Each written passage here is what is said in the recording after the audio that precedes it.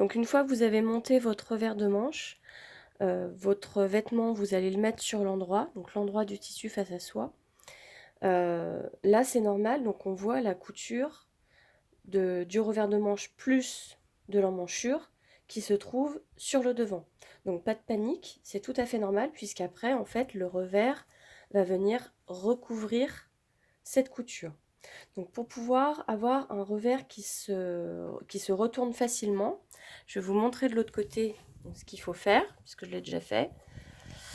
Donc déjà dans un premier temps, dans la partie basse de l'emmanchure, il faudra cranter, puisqu'on a un léger arrondi, donc du coup pour que le revers se retourne correctement sans pli, on va cranter donc de ce côté et de ce côté, 2-3 incisions.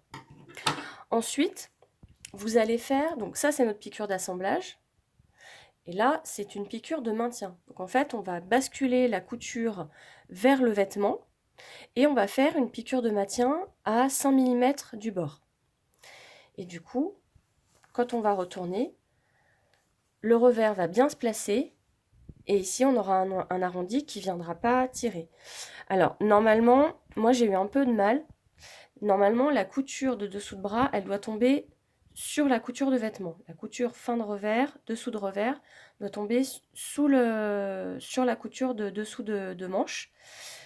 Là, en trichant un petit peu, on pourra justement maintenir cette couture. Parce qu'en fait, après, pour maintenir le revers en place, pour pas qu'il ait tendance à tout le temps se retourner, on va ouvrir comme ça, faire une piqûre dans le sillon, ici, comme on avait fait pour la couture d'épaule de la parmenture.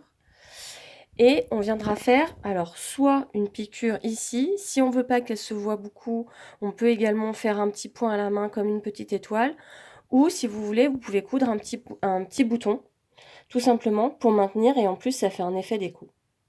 Voilà, donc là vos revers de manche sont terminés. Tout le haut du vêtement est terminé, et il ne nous restera plus que l'ourlet à faire.